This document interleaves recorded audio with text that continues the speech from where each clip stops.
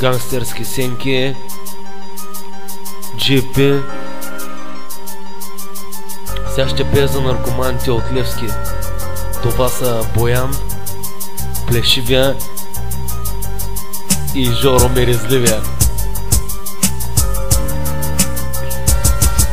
Сега ще ви разкажа, че надежда няма за наркомана. Той се боцка всеки божи ден с течен материал. Много такива хора съм видял. Защо бе, брато, поплачи на рамото? Не е нужно да пушиш трева или пък да се трусаш. От херото знам, искаш ти да вкусаш. Познавам един човек, който взима доза 35. Този човек въобще не е наред. Работи и помпата забрави, хвърли тревата настрани. Тя ще те опозори. Виж се на човек, не приличаш ти дори. Умираш, знаеш ли? А вера ми беше 120 кила, но сега е 71. Взима само течен хероин. С боя са от един тим. Вика Тим, зеления комин. Този Плешивия е непоносим наркоман и винаги е като ням.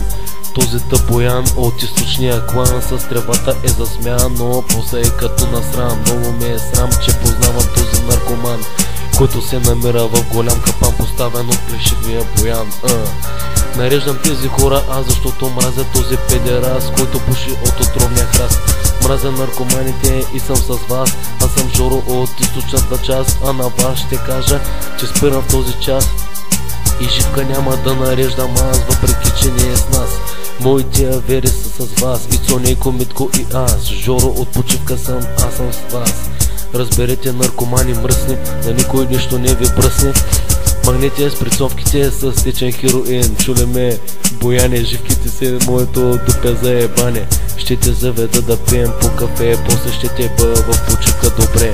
Аз ще съм отгоре, чули ме, бомбонче, смучи моето беберонче.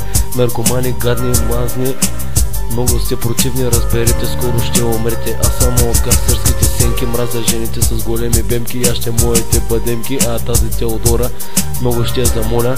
Искам много аз да я отворя, тук куплета ще затворя, това е моята воля. 2001 GP и гангстерските сенки.